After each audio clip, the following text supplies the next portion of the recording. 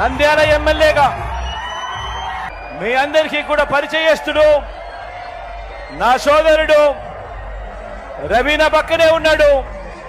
మీ చల్లని దీవెనలు రవిపై కూడా ఉంచమని చెప్పి కూడా సవినయంగా కోరుతా ఉన్నాను.